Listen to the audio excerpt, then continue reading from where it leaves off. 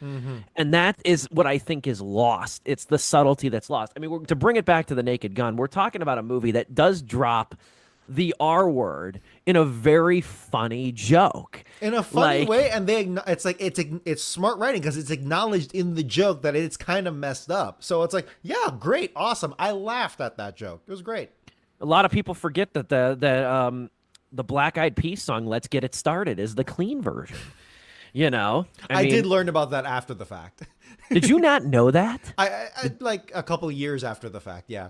Oh, I was gonna say because on the album, on that original album, it's "Let's Get Retarded." That's the original version of the song. It's kind of like the Snoop Dogg song, "Sensual Seduction." That's the clean version of the song. Sure. The original, so that's the one that was on the radio and everything like that. Yeah. The original version is "Sexual Eruption," but the clean version became more popular than the uncensored version because it was just more like playable in that way. But yeah, to bring it back to The Naked Gun, though, this is a movie I think we as a collective, even Joe, we were looking forward to from the jump. This is not the first attempt to bring The Naked Gun back. There was two previous attempts to make this movie. The first was a potential TV movie with the late, great Leslie Nielsen. It was going to be called, and I learned about this when I was writing my review, it was originally going to be called, listen to this, The Naked Gun, what? The number 4 question mark. What for question mark? Rhythm of Evil.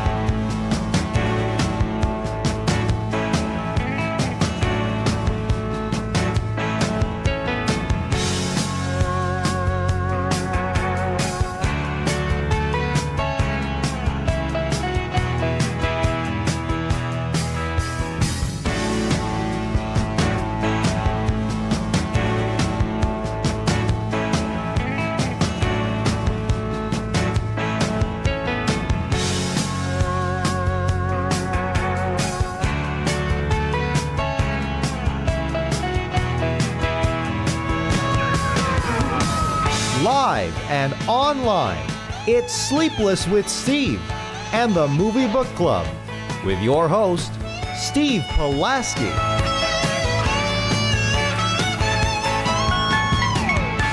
Back and better than ever, Sleepless with Steve live on YouTube. We come to you live and in living color every Wednesday evening, 6:30 Central Time. Gruesome twosome tonight. And today is a movie we've been looking forward to, Joe and I, for, can we say years? Say literal years? Dude, when did Barbarian come out? 2022? 2022, yes. I've been waiting to know what this guy, Zach Cregger, was going to do next after seeing that movie. I almost want to just jump into the review right now, but I have been excited, and Steve's always kept me in the loop about it. He's got closer ear to the ground than I do when it comes to like production of movies and everything. I usually keep up with it as well.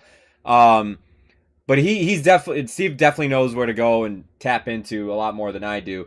When 2022, I think like the start, actually, I should say, of 2023, Zach Cregger was already announced to basically get full creative control over his next project. And for me, seeing something like Barbarian, I was like, okay, I'm like, if Barbarian wasn't him having complete full control, then I can't wait to see what it's like when he does have full complete control. And long and behold, I mean, it took 3 more years, but we finally got it with Weapons. It took 3 more years, a whole recast of characters because of the fact that, like, you know, the actors strike delayed shootings, and then just like it didn't work with people's schedules, such as Pedro Pascal, a few other people as well. And Zach just said, "Screw it, I have to recast the whole movie in order for this to work." At this point, it was. I don't want to jump into it soon. I don't want to jump ahead of myself, but it was worth the wait. Absolutely. This thing, I mean, Barbarian really came out of nowhere. It was released on the last weekend of August, the very end, which is one of the worst times generally for movies to come out to. Between the back to school rush, Labor Day weekend, it's generally a really awful time to release a movie. And I didn't know really anything about it outside of the poster, that bright red poster. And I remember going to see it. I remember going to see it at the ass end of August, and I was completely blown away. And then I looked online, and I'm like, this thing's got like a 93 on Rotten Tomatoes. This thing completely blew away, I think, everybody's expectation. And it really wasn't until, because I didn't read anything about it when I saw it. It was like Weapons. You know what's funny with Weapons? There's like a couple of people I didn't even know I didn't know Josh Brolin was in this thing. Quite honestly, that's how well I avoided shit. I didn't know Benedict Wong was in this. I didn't know not Ansel Elgort. Alden Ehrenreich. Yes, I was about to say, who played young Han Solo. I didn't know Benedict Wong was in it. The only people I knew who were in it were Julia Garner. I did know that Josh Brolin was in it because I did see the whole thing about him being replaced. I mean, him replacing Pedro Pascal. That was like the only thing I really knew. So I'm like, okay, I know he's in the movie. I kept myself in the dark for as long as possible at this movie. I'm doing that with both the creators of Barbarian, Zach Cregger, and the screenwriter, because I didn't know anything about Companion either, and I went to Companion completely blind, and I went to this completely blind. And does it enhance your experience for both these movies? Hell yes. It does. If I would have known, though, what those movies were before going in, would that have, like, lowered my rating for them? Probably not, because they're just still executed really well.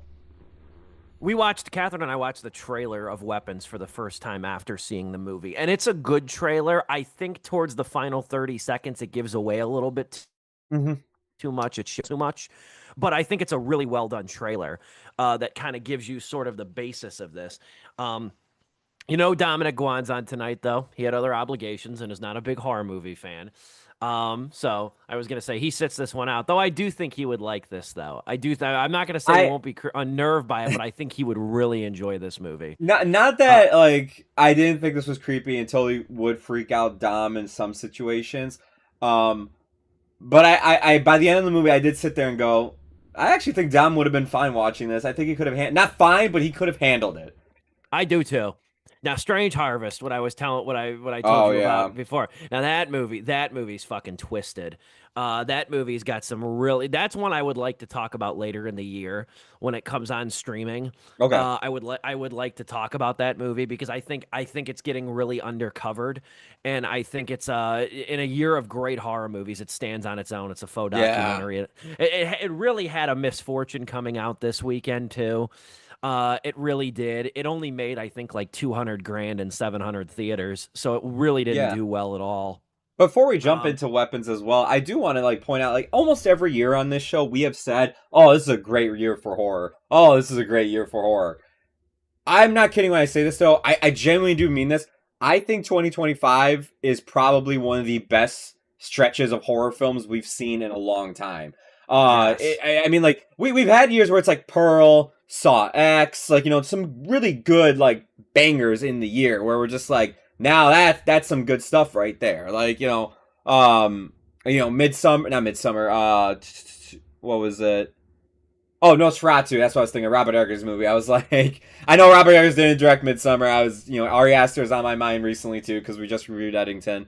Um, but like Jordan Peele's Nope, all that stuff. Like we've talked about horror films a ton, Candyman, all this stuff, and I have to say, 2025 though is unlike the previous years that we've said that. Where I really do feel like this year of horror films have really done and pushed what horror films can really be. A Companion, I know some people are like, it's not really a horror film, it's scary and everything. Yeah, but the idea of it is very frightening. Of AI, especially in today's age, it's like, oh, okay. Yeah. It totally fits this. We have Sinners, which is probably going to be, like, nominated for Best Picture at this point. I'm convinced of it. I'm assuming I Warner think it Bros. will. Especially seeing Warner Bros. Is doubling down on more original projects now after F1 and Sinners did as good as they did at the box office. 28 years later, I mean, it's a legacy sequel, whatever the hell you want to call it. I don't know how many years later. And that killed it. We have Weapons. I mean, it's Final Destination returned, and it's amazing. We got another movie from your boy who directed The Monkey. Oz Perkins. Odds Perkins, it's just like the hits keep coming. Like, I really think the only horror movie for me that missed this year, I'm probably missing something else, but the only movie I could think of that really missed was The Wolfman. That's it. Oh, I didn't see Yeah. Megan 2. I did hear Megan 2 was a bit of a disappointment. Megan 2.0 was a letdown. I would say Wolfman and I Know What You Did Last Summer. Yeah, I Um, forgot that came out this year. A lot of people did. We already. can't all have perfect years, but damn, is this a good one? No, and you know what? Too. Here's the other thing: is that like Wolfman, I really should have been buzz with Lei Whannell. So I was disappointed by Wolfman just because I'm like, after he revived the Invisible Man in such a unique way, like that was really disappointing to see that from him.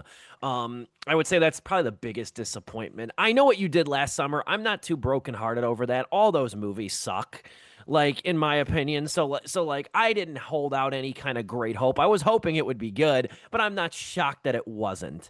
You know what I mean? But this has been a really banner year for horror movies too.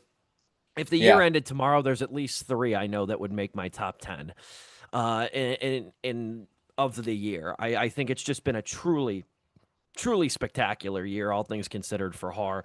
With that, we'll jump right into Weapons, Zach Cregger's sophomore movie.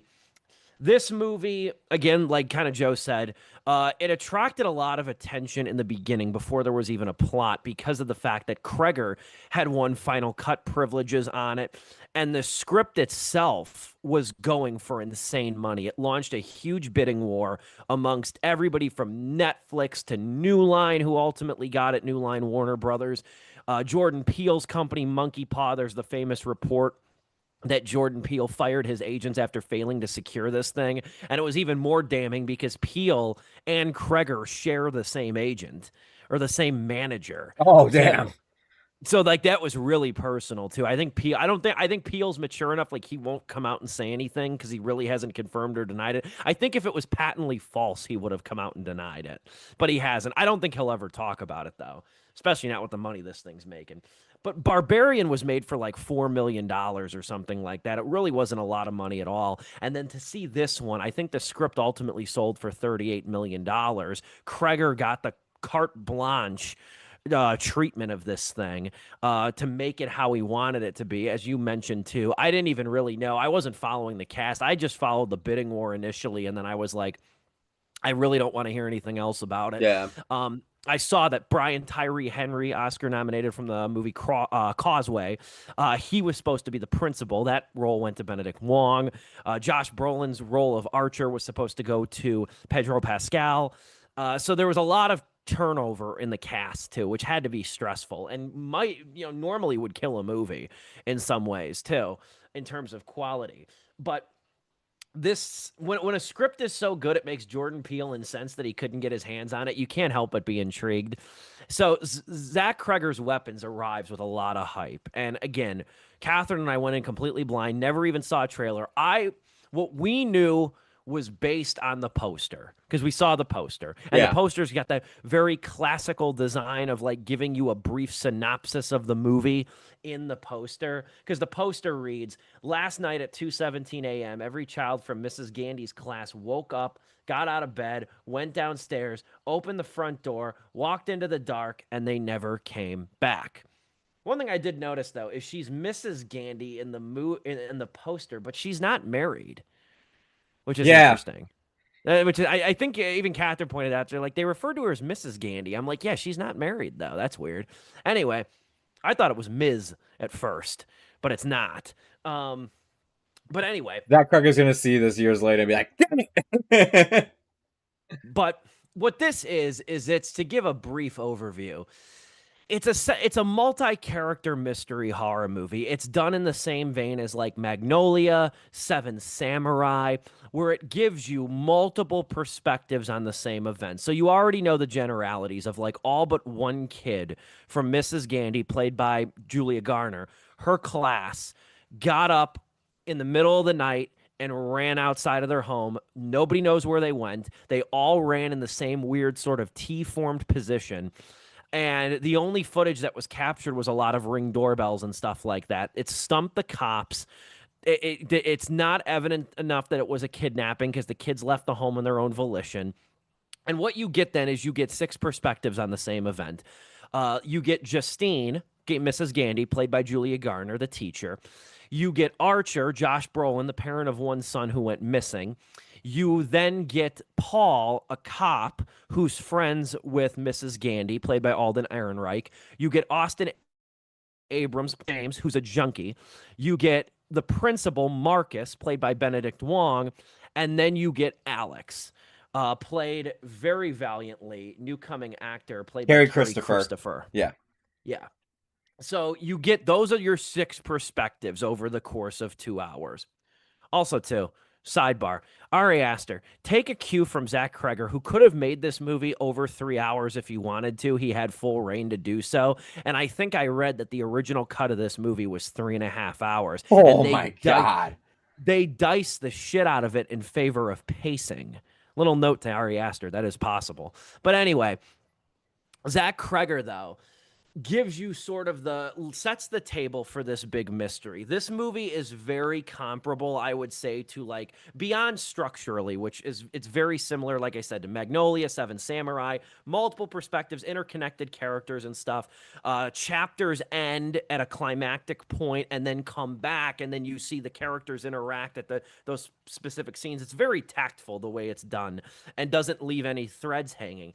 But the other piece of this too that I think is really intriguing is that it's similar tonally and plot wise to like movies like Hereditary and Longlegs, where you have this mystery that stumps authorities and immediately makes you intrigued, because it's like, well, if the cops can't figure this out and they have no DNA, they got nothing to go off of, it immediately makes you lean in. And that's what this whole movie does. It's hilarious at times, which is funny. Cregger obviously has a background in comedy with The Whitest Kids You Know. We'll talk a little bit more about Trevor Moore, who this movie is very coded for, the late, great Trevor Moore. It's hilarious. It's sprawling. It's ominous. It's dreadful in a good way. It's beautiful in strange ways, and it's just really a fascinating, ambitious work that sort of remarkably comes together into a cohesive project. That's how I'll start. Yeah. For me, there's a moment in Barbarian where it's building up to a reveal. The entire time Barbarian, you're wondering what's in this basement, and Barbarian's also a story that's told between two different characters. But if you don't know anything about Barbarian, like I'm gonna keep it at that. Maybe you should cover the rest. You should cover your ears for the next few minutes. And as this character goes down into the basement to figure out what's actually down there, something happens, and I just remember screaming out "WTF!" Except I didn't say the short version of that. I literally screamed out like the actual thing. Weapons has that exact feeling about 5 times in this movie. And it works just as good as Barbarian did. And it felt like with each time that it cut to black to go to another character, I said WTF louder, more shocked, and more confused with each time because I'm just like, okay, so what the hell's gonna happen now? One of my favorite moments about this movie is, when you do cut between the characters, as you're getting towards the end of where a character will intersect with another character's path, you already know some context with the other character that's going to intersect at that point. So you're just kind of already like, oh shit, like that means like, something about to go down here because the last time we saw them, this was happening and now they're about to be, and it's just very tense, very very nerve-wracking at times too. All good things when it comes to a movie like this. And credit to credit's due. Zach Cregger did a great job, I think, at balancing out this many characters throughout a story like this. I think the writing's great. All these characters. And I've seen people complain, and Steve, I wonder if you share the same thing I do. I've seen people say, like, these characters aren't really likable. And the thing is, though, is that I don't think the movie's out to make these characters really likable. You're more just caught in this very tense, stressful situation, and you're seeing how this one incident is turning the whole town ugly on each other, really making everybody, like, mean towards each other, and also just kind of, like, it's not like, these kids go missing, and then, like, it's like, oh, we'll band together. No, like, throughout this story, all these characters have done, except maybe one, maybe just Marcus, the principal. All these characters end up doing something terrible. Whether it's out of their own control, or they're completely in control, and they're just letting their, like, the devil on their shoulder get to them, and being like, yeah, I am going to do that. And there's times where it's just like, man, like, these people are kind of dicks, but, like, it's because tension's high and everything. It's a very realistic depiction of that. I've seen people throw on the comparison of Weapons is almost like as if, like, a kidnapping did happen in a town, or, a school shooting, God forbid, were to happen in a town, and just how a town would react to that. There's anger, there's confusion. And I think, like, one of the best moments of this movie, too, throughout it, like, Julia Garner's story as, oh my god, I closed the IMDb page. Why did I do that? Justine Gandy. Thank you, Justine. So, Justine's story, Archer's story, Paul's, James, and Marcus, they all have moments of levity in them and everything. And it makes you go like, okay, like, it's scary, it's tense, but there's something that will be funny that happens eventually. There is one story, and it is Alex's. It's towards the end. I won't give too much away if you still haven't seen this movie and you're watching this. Alex's is the most sad. It's also, I think, it's got, like, the creepiest moments. It's also got the most, like, tense moments, too, of feeling bad for this kid and the scenario he is just stuck in. I've drawn comparisons to, like, just an abusive household and, like, how that all goes to, like, school. Because, man, let me tell you, that triple platter deal at Chili's and unlimited bottomless drinks, that's the perfect way to end your night after seeing Weapons with a group of friends. Hit up Chili's, get that triple platter of appetizers and unlimited drinks. Making a comeback. And it's one, but here's the thing. With all that being said, it also ends with, I think, the best joke in the movie, the best sight gag of the whole movie, and it relieves you so much. And it just made me. I just sat there, and I'm just thinking to myself, like, holy shit, dude, like, I went through a roller coaster of emotions. Like, I was laughing, I was having a great time. I was basically watching a skit at one point with James and Paul's character in this movie. And I was terrified at times too. It's sad, laughing, all that. And none of it felt like it was out of like touch, that like, you know, the tone didn't match the rest of the movie. None of that felt like that to me. And there's only been one other movie like that, and I'm not saying it's as good as this movie, but there's only been one other movie so far this year that's done that for me as well, and it's Sinners. And I'm just blown away that, like, as I was leaving this theater, I started having the same thoughts I had about Sinners, and days later after seeing it, I'm still thinking about this movie. I'm thinking about the creativity behind it. I'm thinking about the messages behind it. I'm thinking about just certain shots in it, and I'm going online, I'm seeing what everybody else, it's like, again, there are very, very few movies that make me want to go online and read that stuff. Normally, I'll just take it, what I came up with. We talk about it on here. I hear what you guys think. I talk about it with friends. But it's like, now I'm going to go seek strangers' opinions. And I hate talking to strangers. And it's been such a joy seeing, like, everybody else's, like, interpretation and all this other stuff. Yeah, man, I don't know where else I can go with this right now. Because I'm just jumping all over the place. But I am absolutely in love with this movie. I had a great time with it. I'll pass it back to you, and then maybe I'll just play off of what you else want to add on to.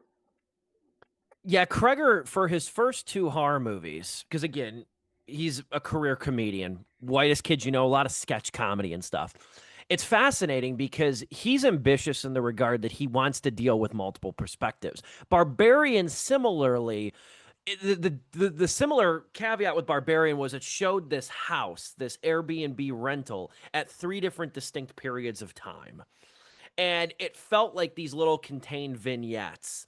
And the more was revealed, the longer the movie goes, the more it gets revealed, and that's how it keeps you in tune.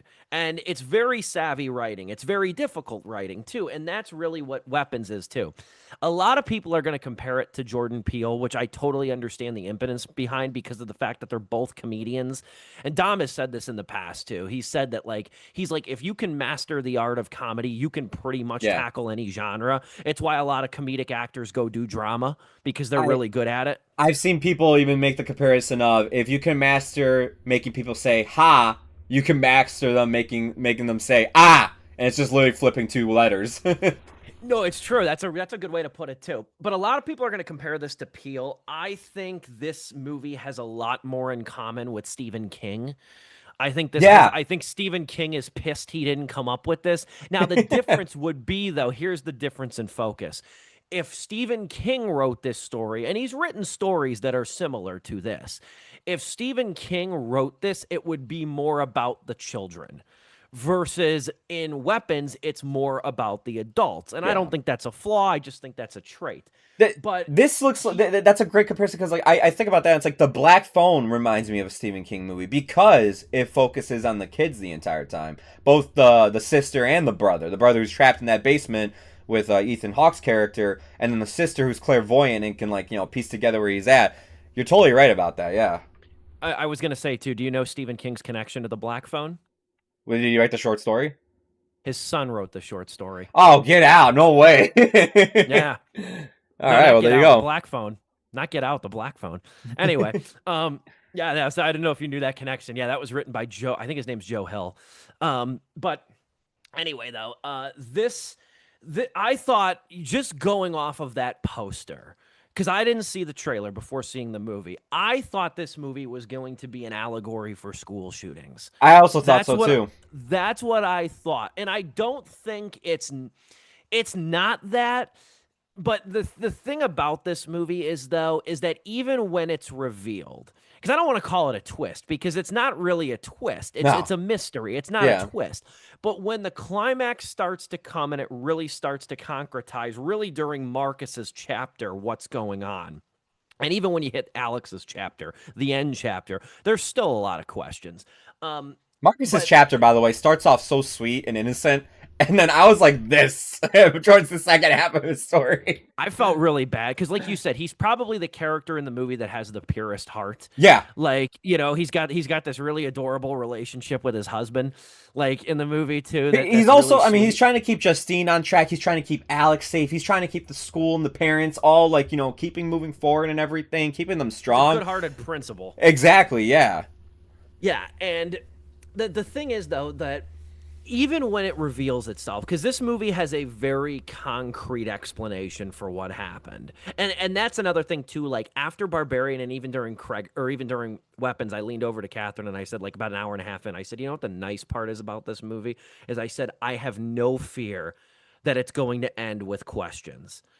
I know it's going to get answered. I have complete faith in Cregger and what he does. Even when the climax is revealed, though, and the whole situation with the kids is resolved, you can still read this movie as sort of like a parable of like societal fears and sort of the way that tragedy breaks down communities and breaks down people. A lot of analysis has been given towards the title, and I think the title is really, the weapons in this movie are the people themselves. Oh yeah. The weapons in this movie are really the individuals involved and how they can turn on each other and turn violent towards each other, combative towards each other. That's what I think weapons means in the title. I took the same exact thing. The two takeaways I took from this movie were, Alex's story is definitely about child abuse and like, coming from like, a household of that.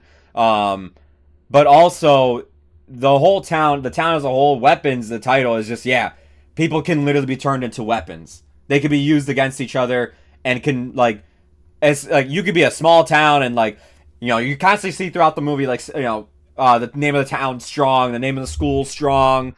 But throughout the whole time, they are like, yeah, we're strong as a community. But the teacher's getting death threats. She's getting random knocks on her door at night. They're not assaulting. They're what's it called? They're basically messing up her car and everything, and they're stalking her. Vandalizing. Yeah, thank you. I was like, what is that? And even just like, yeah, again, like I said, like it brings out the worst in people, and you see that throughout all these stories too. Is that like, they do paint Justine as the villain, and we've talked about that with horror movies, with like the Halloween movies and everything, the most recent trilogy. But Justine is painted to be the villain. She's the target for everybody. But you even see in other stories, like these people are still doing terrible things, and it's because like they just don't actually know who to take their hatred out on. Yeah, there's Justine. They have that, but they know that's not going to answer it. That's not going to get them back their kids and everything. And it's just like, you really see that. I personally, for me, and we could talk about this more and then probably jump to intermission as well, my favorite story of all the characters, I gotta say, was Alex's, but in terms of the adults, it was Archer's. I really loved Archer's story. I feel like there's a lot of great meaning there that's not said but just shown. Like, one of my favorite things about that, and somebody in my audience was like, why is he sleeping with Batman? Why is he sleeping in that bed? Because he misses his kid, bro. Like, it's like they don't have to say it. They just show it like that. And it's like, hello, thank you. All right. I loved his story. I also think his story has, like, probably one of the coolest moments in it, too, which is, it basically reveals a lot. It reveals something about the movie. I won't say what it is, but, it made me go like, okay, I think I know where this is going, and it involves an out-of-body experience. It's like, okay, I think I have an inkling idea based on like just lore of stuff in like mythology and everything, and I was like, I'm actually curious if this is it, and it kind of was and it kind of wasn't. And I was like, this is even better than I thought.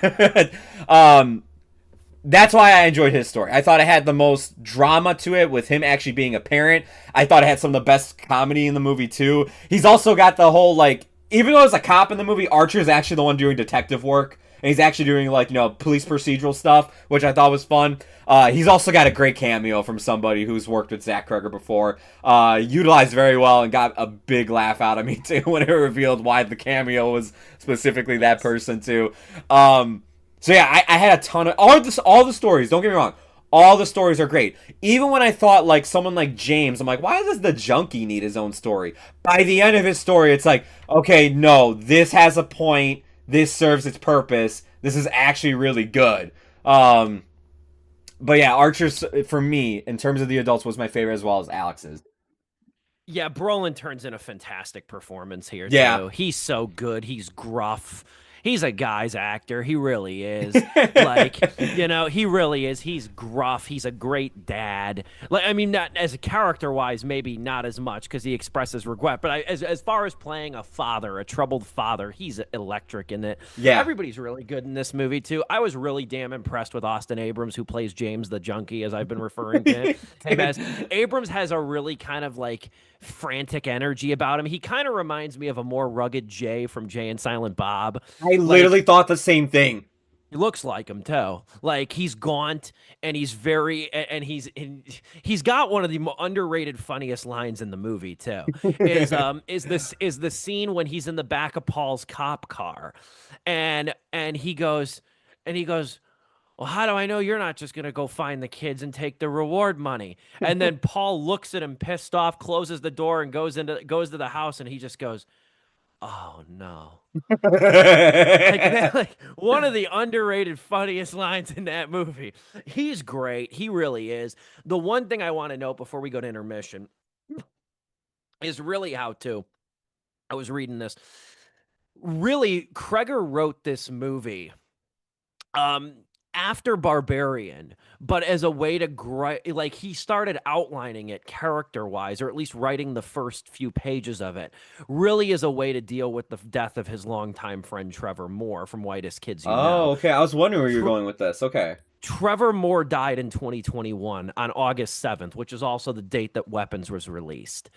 And this movie is very Trevor coded. There's that scene, which I saw after the fact. Credit to Courtney Howard, who kind of went viral. Great film critic, went viral for pointing it out. There's a reference to 7 Hot Dogs, which is a reference to a skit in Whitest Kids You Know. That's really kind of seamlessly kind of thrown in there. Yeah. But the other thing was that Cregger said as much. He didn't go into minute detail, but I will briefly before intermission. He said that really he had all these emotions. Obviously, this is a childhood friend of his. When Moore died in such a weird, tragic way, was that he's like, I wrote these characters and Weapons as like sort of a representation of what I was feeling. And if almost you like go stages of grief. Yes, and if you go, here's how I interpret it. If you go one by one, I did this as an exercise on my review at stevepulaski.com. You can view every major character in the film as a reflection of the feelings of loss. Justine is suffering in silence, trying selfishly to make amends. Archer, the dad, is acting on outrage and a desire to do something. Paul is just impulsive anger, looking for someone to blame. James is acting on destructive impulses, the junkie. Marcus is trying to keep the peace and maintain normalcy. And Alex is the loss of innocence because he was a childhood friend. Yeah. That's how I read. Wow. That's how I read all 6 of those characters in relation to Moore. You just blew my mind with that I might have to go raise my letterbox rating. That's how and again, like Cregger has said as much that he wrote these characters as a way of like the emotions he was feeling. Yeah. That's how I read all of them.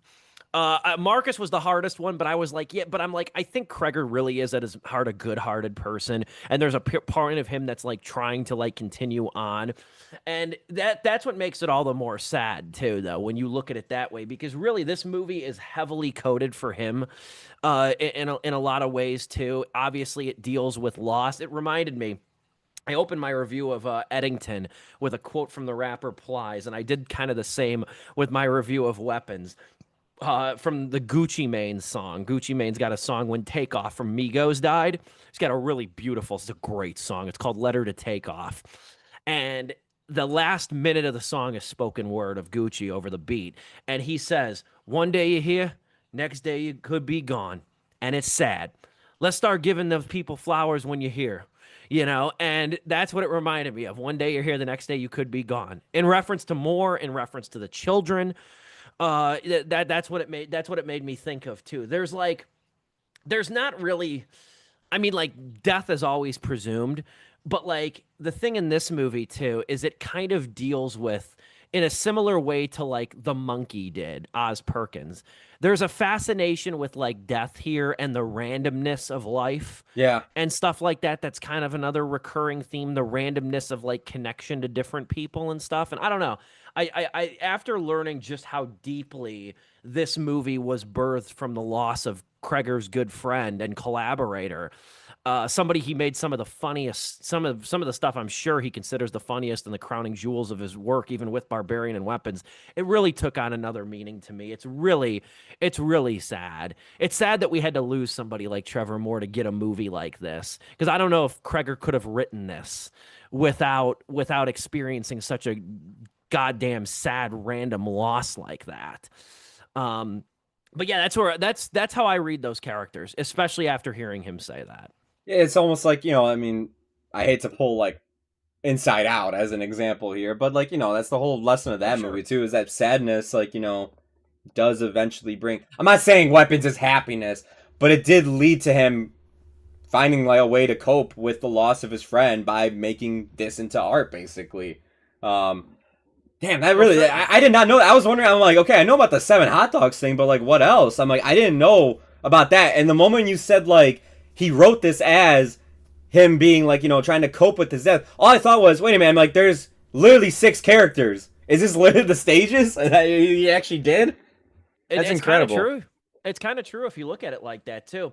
Yeah. Of all the performances we've talked about so far, there's one performance that we're leaving out, and it's hard to talk about the performance. I feel bad for this actress because like it's hard to talk about the performance in great detail without getting into spoiler territory. The actress is Amy Madigan.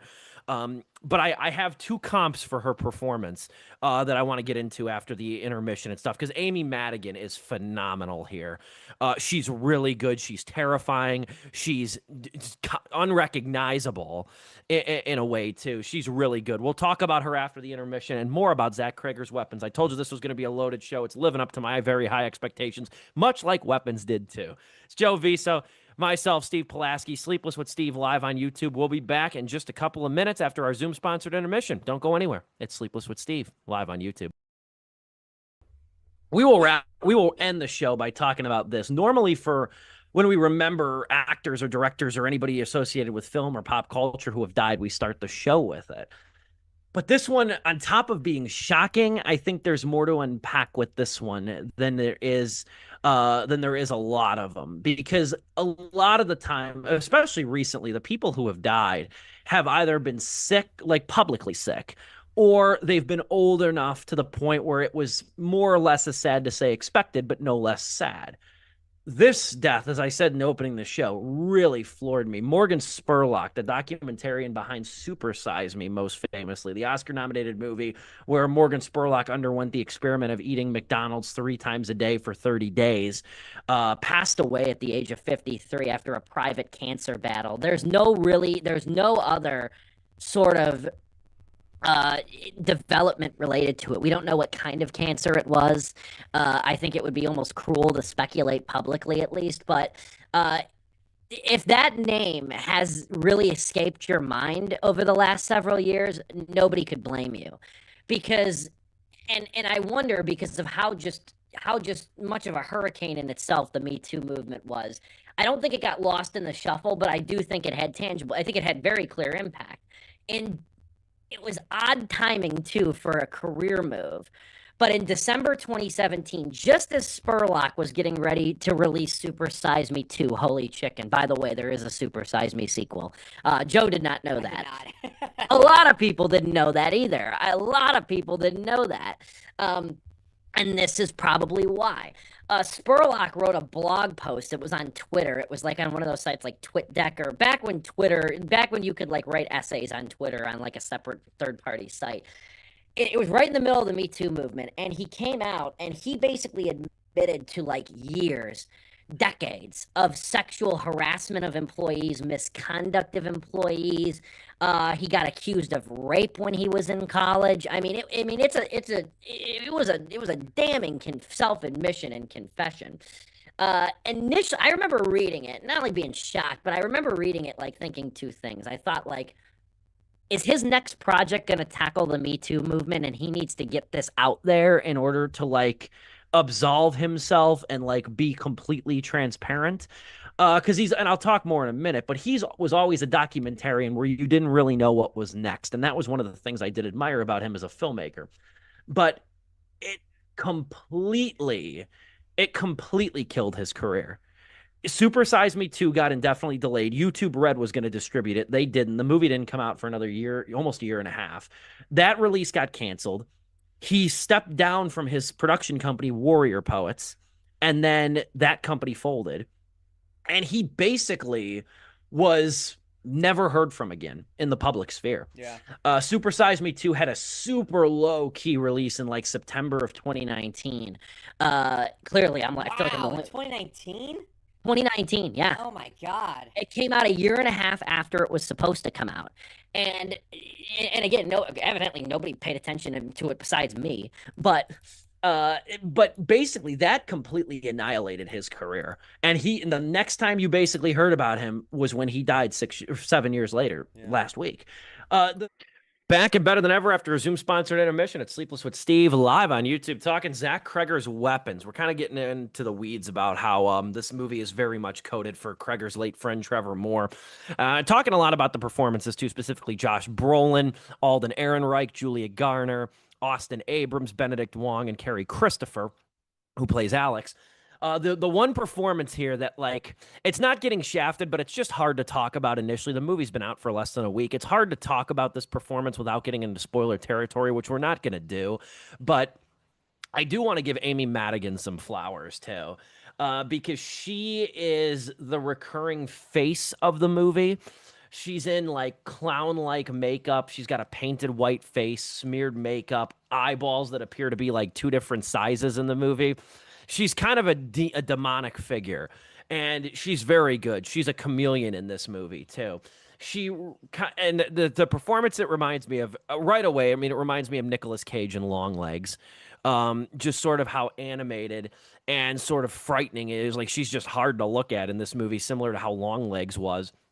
And then also, this movie wasn't really seen all that much, unfortunately. It came out last year. It's called The Front Room. Yeah. With Brandy.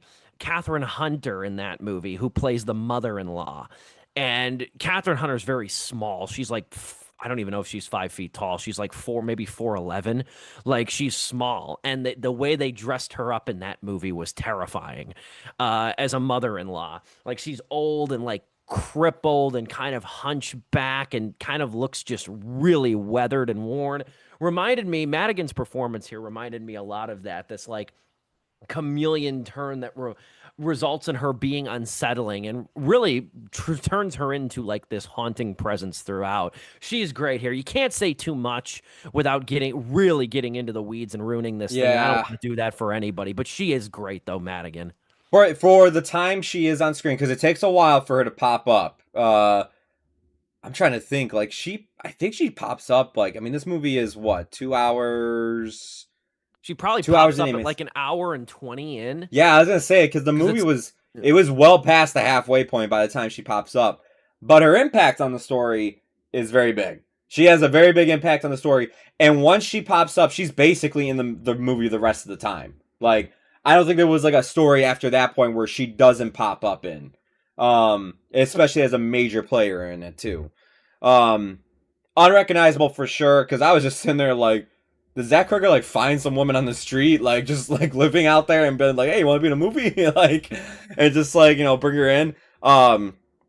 Yeah, she's absolutely fantastic. And amazing scenes between her and Carrie Christopher, who plays Alex, where she basically manipulates manipulates Alex and everything. And I don't want to go too far into it, but also Carrie Christopher does a great job at responding to it, also showing his sadness, his scaredness, but also just like, it's one of those situations where it's like, hey, kiddo, like, you know, if you really want to help out, you're going to have to do this. And the kid's a kid. He's going to be like, all right, well, if I do it, I'll do it. But like, you know, again, damn, this is the one thing that sucks about talking about a movie like this, is like, you don't want to give away too much either. Basically, what I want to say is, I think both of them, I don't know if chemistry is the right word, but when they're in scenes together, it's really damn good. And it's probably the best acting between two people throughout the whole movie, which is saying something because everybody gets paired up with somebody in this. Justine and Archer are usually on screen together a lot of times, and they got great chemistry with one another. Paul and James are paired up with one another, and they're great with each other too. The only person who's not is really Marcus. Marcus interacts mostly with, I would say, Justine and his husband. But like, he doesn't have someone really to pair with, since we said, like, he's kind of getting along with everyone else. Everybody kind of, yeah. Not to cut you off, a little bit of Amy Madigan's Gladys. Oh, you know what? Yes, actually, yeah. Kind of his connection. And again, like, the whole theme of this movie being people turning against each other, it makes sense as to why in almost all these stories, 5 out of the 6 at the very least, there's someone turning on another person at some point. It's Archer turning on Justine. It's Justine turning on Paul. It's Paul turning on James. It's James basically turning on the whole town almost. Whichever way you want to take that.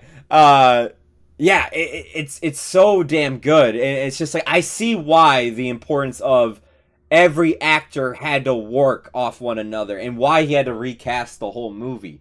Because it's just like, sure, yeah, you could have recasted Pedro Pascal. I mean, you could have recasted Pedro Pascal's part with Josh Brolin.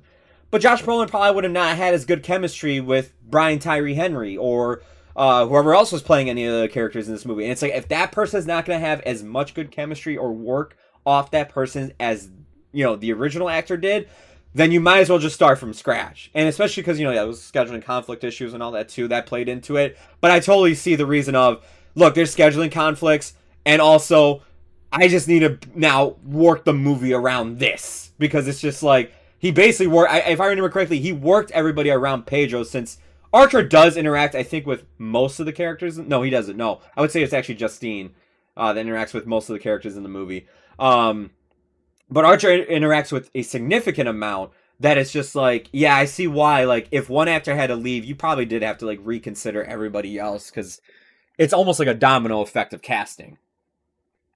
Very much so, too. And, the anthological structure of this thing is really good, too, because this kind of is a minefield for lesser writers to, like, leave threads hanging unintentionally and stuff. Yeah. But Cregger is just so masterful. He's great in frustrating you because he usually pulls away and goes to another chapter right at the most, like, heated, rising action, climactic point of the chapter. But Yeah. he'll bring it back. He'll bring it back very fluidly, very effortlessly.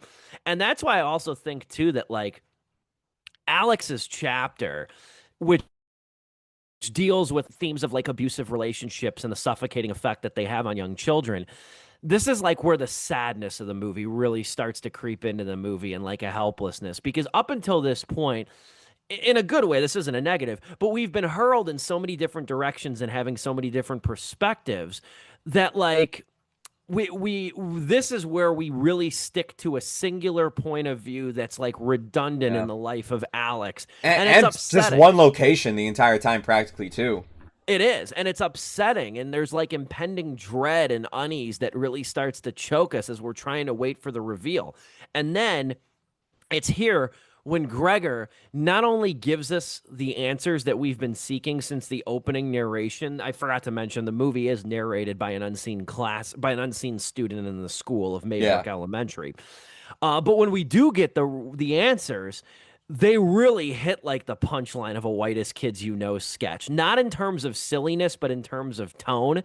Yeah. And in a way, too, it also is one of those situations, I think, like, there is some really good humor that comes from the climax and everything. But it's also, I think you laugh in part because you're in relief. Yeah. That justice has been served, vengeance has been enacted, and you're just really relieved and maybe even partly shocked at how grisly and gruesome it is, but it's fucking satisfying. Yeah. There's a great scene. Did people clap in your theater? People clapped in my theater. Catherine and I did. I told when there's a chase scene. Yeah. I looked around and I told Catherine, I said, look around the faces and the guffaws, because there was probably about maybe 15, 20 people in our showing. The looks of like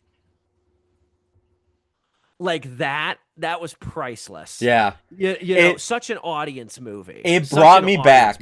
It brought me back to in Get Out. I hate to keep bringing up Jordan Peele too, because I know he wanted this movie.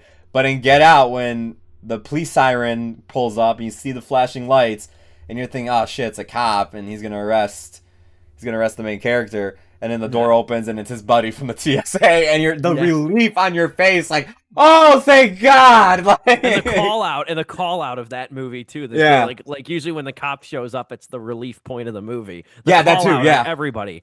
That's why that scene is so great in Get Out. But no, it's really awesome. Like there's the scene with like. I don't want to ruin it. It's in the trailer. It's in like the final scenes of the trailer. That the one scene, if I could watch again too, is the scene involving the kids in the windows. Oh yeah. I did see the trailers afterwards, and yeah, they do show that. I'm like, dude, that's a bold thing to show, because like you're probably thinking, wait a minute, that's dumb. Yeah, like seeing the kids in the trailer, but I'd love to see just that moment. Yeah. Of how satisfying it is, and that had to be a fucking blast to shoot for this. Oh hell yeah, dude! I want to see. I can't wait for this to come out on Blu-ray, and I really hope there are some behind-the-scenes videos as well as a commentary, because I love to hear what Cregger has to say, especially what you said about it relating to his friend Trevor. But also, man, I would love if, damn, in retrospect, if I can time travel, I would just set up cameras and just want to see the audience's reaction, just like to like the big finale basically going down and just seeing their expression, because I think it's so much fun. You don't see this too much. I remember Paranormal Activity, that some of the TV ads did this. Yeah. Where they would show the audience's reactions to jump scares and like a fucking table moving or something. They would show, and they're like audiences can't get enough of Paranormal Activity, and it shows you like the night vision view of the theater and the audience reaction. It's always some girl going like this. They should do that for weapons. They should do that. They should do that for Zach Cregger's next horror movie. If he goes the same route always of keeping you out of like the loop and it's more of a mystery, they should do that with it. And just seeing them being like this, like, because there's so many times I'm watching this movie, my hands are on my head, like, what the hell?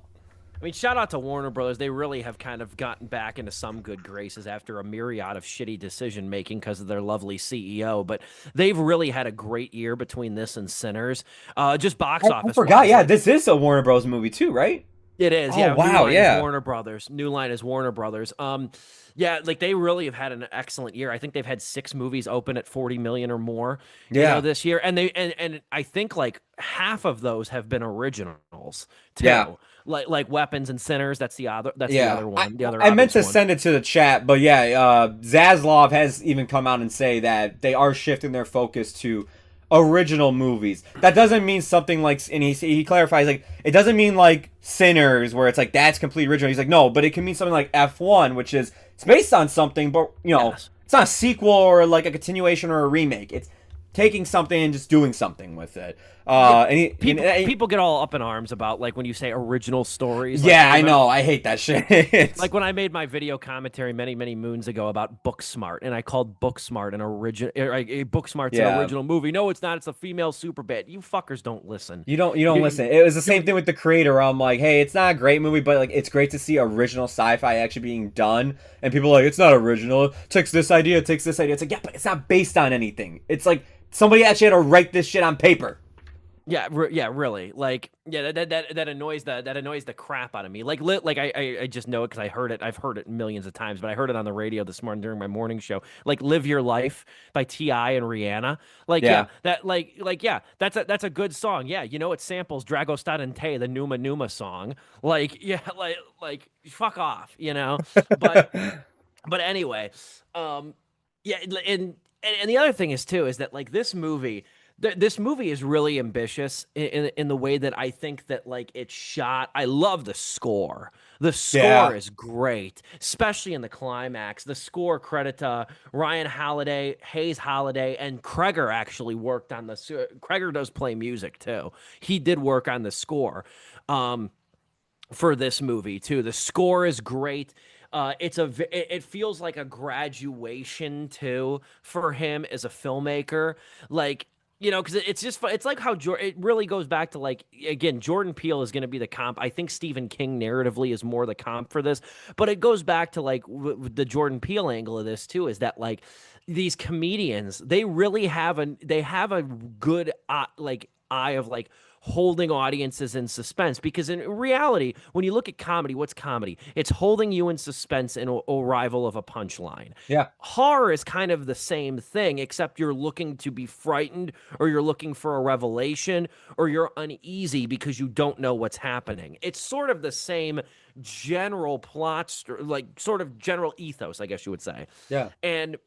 And Cregger just graduates here to this next level of filmmaking that's really awesome to see from aesthetics. It's cool to see, like, a whole generation of actors earlier. It was always about the comedic actor turned dramatic. Steve Carell to, Foxcatcher, and like, Will Ferrell to Everything Must Go, or, fictional or book, whatever the hell it's called. The one where he's like in the story of some like famous author, and he's like Stranger Than Fiction. Stranger Than Fiction. There you go. Yeah. Jim Carrey in The Number 23. Or yeah. It was always that. Guy.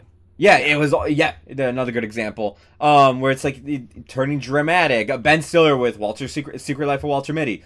But now the new thing is comedic actor turned horror. Whether, especially just horror director alone. We've seen it with Peele. We've seen it with Cregger now. Krasinski's another. Stiller, in some cases, is one of them because of his TV show Severance. It's not a complete horror, but it is weird and sometimes just like kind of creepy at times. This movie had more stronger comedic elements to it too, but I do think it's I think it's a devilishly scary movie too. Kevin Smith with Tusk. Yeah. Like, I mean, he made 3 other movies after that, or State. 2. Yeah, Red State's another, yeah. Yeah, so I mean, you see the chops here, and you see sort of the commonalities of why comedians or comedy writers are tempted by the horror genre too. This is a movie too. Like, I'll kind of parlay to the ending here, but like, there might be. I do think I've seen a little bit of disappointment. Not in large parts, but like a little bit of disappointment with the reveal, in the way that like it's because I think what kind of upsets some people, and this is by no means the general consensus, but I think they were looking for a more realistic reason why the kids would go missing. I like a more realistic way. Okay. There is a supernatural element to this movie. Yeah. But as I said in the very beginning of the show, I said like the themes on which this movie draws are broad enough to represent real lasting societal fears. It's not really an impressionistic work, but this is a movie that stokes modern fears. Yeah. The disappearance of children, small communities facing tragedy, angry parents, basically a lynch mob directed towards an innocent party. Like, there's plenty of surface level. If you don't want to entertain any of that, there's plenty of surface level mystery here that rivets. But the reason I think, and you said this too in the beginning, it sticks in your mind is because it caters to a lot of societal fears, and that's why I don't dislike the conclusion. I think it's well done. I think I think it might not be realistic in like a real life sense, but it's well explained. It's concretized. It doesn't leave you questioning, and it also ends on a sad note. That final statement of narration from the unseen classmate is kind of sad. Like the how this town will never be the same. Yeah. Even after all of this too. So there's that element too. Yeah, that's the thing. A lot of people can always be like, why wasn't it realistic with an explanation, or why, like all that stuff. But it could be something outlandish. It's how it's how you deliver it in the end. And right. Cregger does that perfectly, where it's like, sure, this is a supernatural story, but how it relates to even today, and like, the fears that people have, it could be seen throughout a lot of it. And like, Steve, you brought up all of them that you said, like, the small town and everything that you mentioned. I've never had a problem with especially with horror. I feel like horror is like, if you're going to a horror movie, you gotta expect it to have some type of element there that's not going to be realistic for an explanation, especially something like this. Like, I think with it opening, like with all the kids leaving, I kind of just think about like, okay, yeah, no, there's not going to be a realistic explanation for it. It's not going to be like, I mean, come on, man. What, you want the explanation to be like all the kids banded together and thought it'd be really funny to do this prank and film it for YouTube or something and just leave their parents' house? I'm joking, of course. But yeah, I mean, with horror, I've always felt like that. Like, especially with this year too, we've gotten a lot of movies where it's like there's a lot of supernatural elements to them, or just elements of like it's not realistic, but like you can draw to how it relates today. Sinners is something too, where it's like that deals with supernatural as well. It deals with vampires, but how the vampires play into that story and what they're there to do, and the whole meaning behind that has been throughout history. It's not even just like today's standards; it's just history. So yeah, I see what you're saying. I can understand people kind of being a little bit let down from that and everything. I do look at it as maybe just watch a little bit more horror films, maybe get it used to the genre a bit, and maybe you'll be more accustomed to having a reveal like that where maybe for you and me, we felt like it was just natural. Like we're just like, okay, this is it. And like for people who don't see horror movies as often, and we're just kind of going in based on the hype around the movie and everything, they might just get thrown off a bit like, oh, that's the explanation? Really? That? Yeah, I think the only thing that didn't work for me, and I really haven't seen an explanation as to why they put it in this thing. And maybe you have a reading on it. I think the only thing that doesn't work visually in this movie is the scene of the floating AK. Yeah, okay. I do have an explanation for it.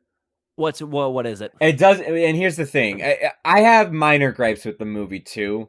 This is one of them. Because I went to go look up the explanation for it. The floating AK, and the reason why it has 217 on it, isn't just because of the time that the kids left. It's because there was a moment, I forgot what year it was, I think it was in the 90s, but we were this close to actually banning assault weapons from being purchasable to people.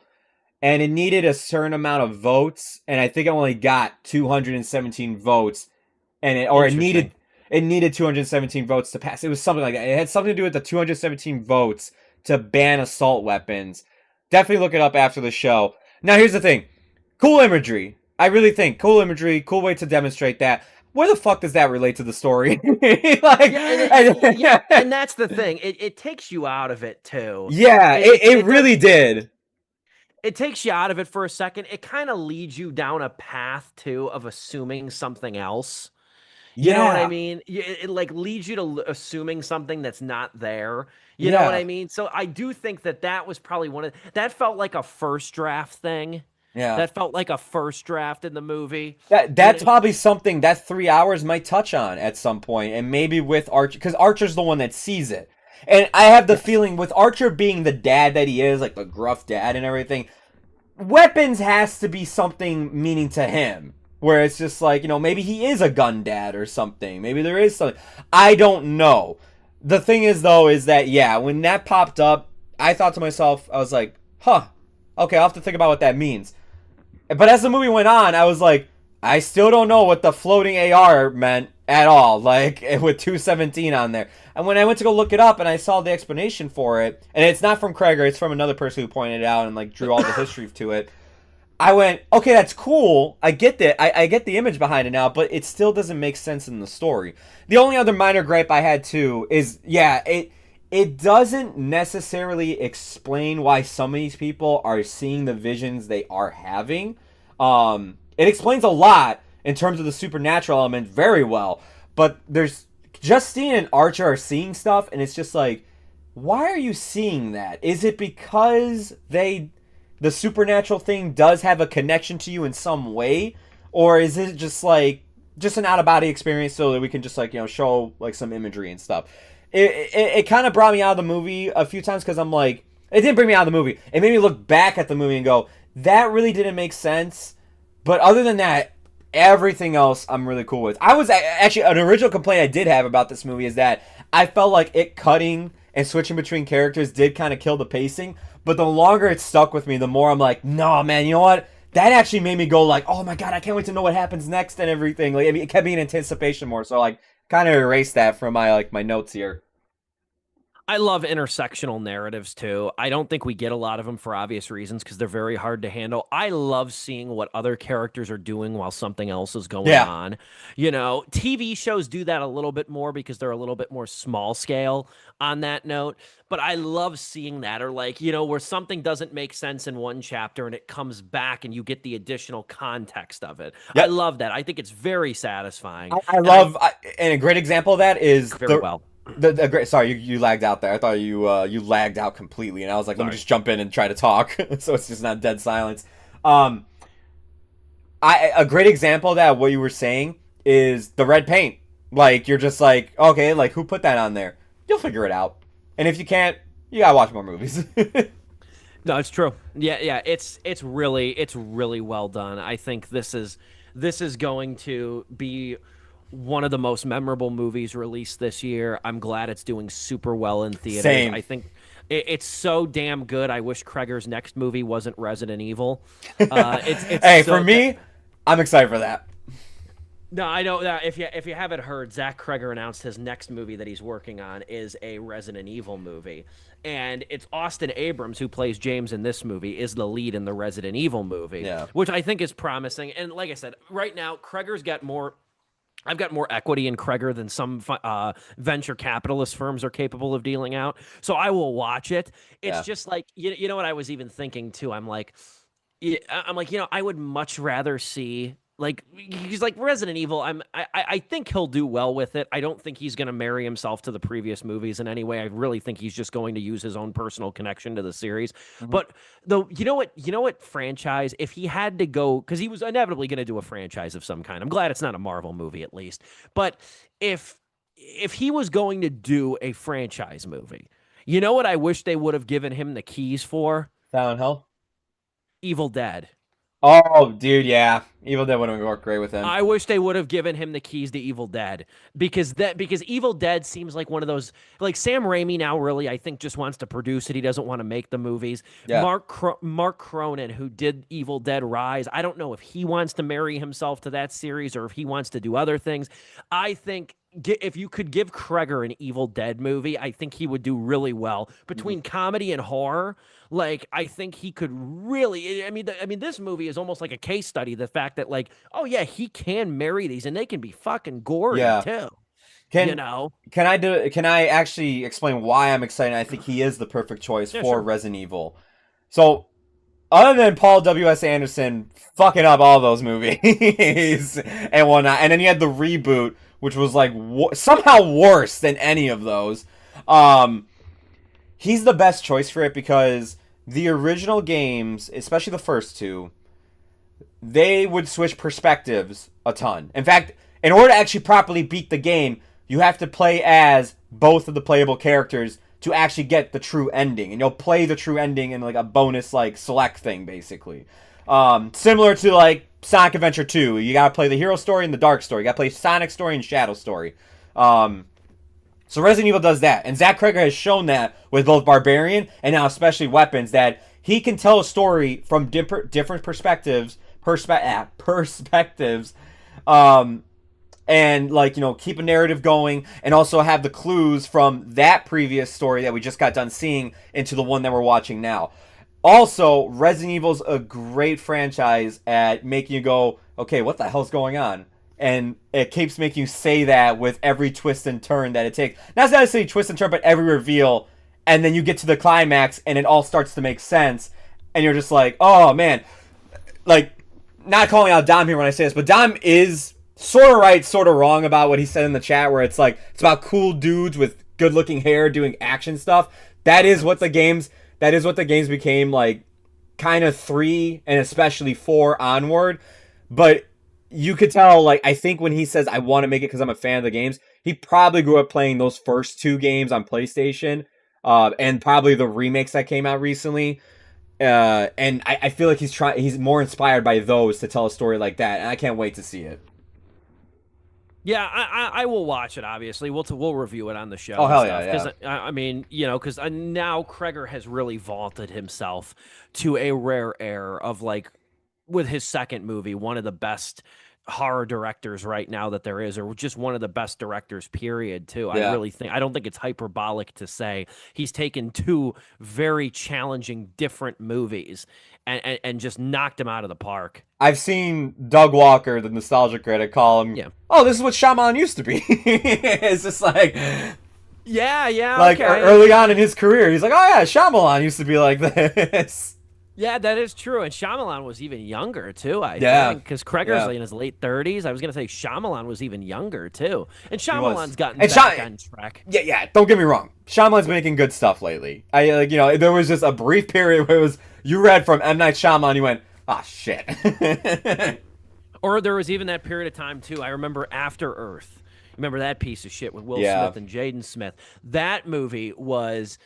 They buried the fact that he was involved in that. I remember seeing the poster, and his name's not even on the poster. Really? They Damn. buried that movie from it was almost like they were ashamed they made it, because it used to be everything was from the director of The Sixth Sense or from the director of Signs. Yeah. But then after Lady in the Water and The Happening and everything, and then Last Last right after Airbender. Last Airbender, I think, is what put him on a lot of bad people's side, because it's like, one, it was just a bad movie again for the third time, but you also pissed off a whole fan base of people. Oh yeah, and so it was after that movie got reviled. They made, and After Earth sucked too. But Yeah. that was when they were really starting to like hide the fact that he was in movies, because they thought that would be the kiss of death after Last Airbender. And then it took him after Earth. It took him years. Like then he really scaled back. It took I think 3 to 4 years, and then The Visit came out. As I say, he had to work with Blumhouse, and you know how Blumhouse is with budgets early, when they used to be with budgets Yeah. early on. Oh yeah, when they were cheap. Yeah. And they were like, yeah, we'll have you on, but you're only getting like $5 million for The Visit. Like you got to Yeah. make it. You got to make it. You got to run with it. He's gotten back on track, Shyamalan, and I'm grateful for it. Because Same. I've said before, Shyamalan's on my short list of directors. If I could have a beer with, I think he's a really. Oh, I think God, he's a yeah. really wholesome individual. If you ever listen to him speak in interviews, he's very eloquent. He's very wholesome. And he has this really kind of like romantic look at life that's kind of hard to describe. Yeah. Like I think he's a down to earth great dude. That's a guy I would love to meet.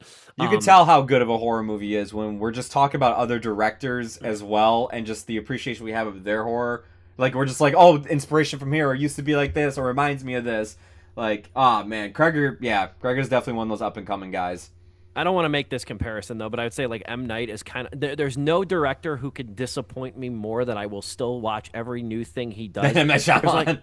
There's M. Night and like Tyler Perry, and that's a very and both where I have so much just respect for them as filmmakers that Yeah. like I will put my trust. I've been burned by Tyler Perry a lot more than I've been burned by M. Night, but and then every now and then, like I said, then M. Night gives you like The Visit or something like that, and you're like, this Knock is at the why Cabin, yeah. this is why I keep trusting you. Or then like, or Tyler Perry gives you Straw this year, and it's like, this is why I got to weed through like Medea's First Christening, to get through to this, and like I got to set myself up for this. I got to watch Divorce in the Black in order to get to this. I'm your biggest hater and your biggest supporter. You need me. Exactly, 100%.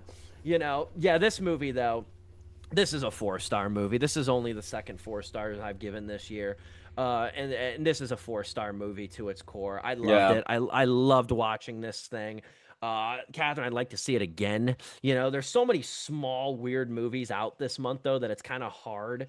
There's just a lot. Like this week, we got like 3 or 4 indie releases that are out this week, too. Yeah, this is going to be a catch-up weekend for me. I'm obviously Freakier Friday, but also I'm trying to find a theater that's playing together still. Yeah, I was going to say that's kind of on the back end, too. What's your star rating for Weapons? For me, it is also 4 stars. I know I've given 3 movies in a row now. Ephus, The Naked Gun, and now this, 4 stars. True. But hey, man, as Steve said, not all 4-star movies are made equal. Trust me, this isn't the same 4 stars I gave The Naked Gun. This is like 4 stars that I gave to like Sinners. That's how good it is for me. I can't wait to the end of the year. I can't wait to talk about this even more and even reveal more, because like by then it's like, all right, look, if you haven't seen it, I'll give you a spoiler warning when I reveal it, but then I'm going in. Yeah, man, absolute great time. Lived up to the hype. So glad it did. Can't wait to see what Cregger makes next. Honestly, too, with it being Resident Evil as well, it reminds me of Jordan Peele's. Even though Jordan Peele did something original with Nope, but it's just like small budget horror movie, a bigger budget horror movie with bigger, more creative control. Us. And then blockbuster, Nope, and it's the same thing with Cregger. Barbarian, weapons, Resident Evil now. That's a really good point. So far at this moment, Weapons has grossed 92 million worldwide. Let's go. Which is really good. This thing might reach the high 100s. Deadass. That could just be the budget for Resident Evil, and he can make that work. That does not need a high budget at all. It can be under 100, even under 90. Oh yeah, I could see that too. I mean the last one, and I know it's not the barometer that you want to measure yourself to. Raccoon City was only 25 million. Yeah, I just saw it. So Raccoon City was not expensive at all. It's a very cheap looking movie though too. Oh, I believe that. But yeah, like I said, go see Weapons. Support, for all the bitching and moaning that people constantly do about like there's nothing original out. At least people put their money where their mouth is with Sinners. At least people went out in droves to see that.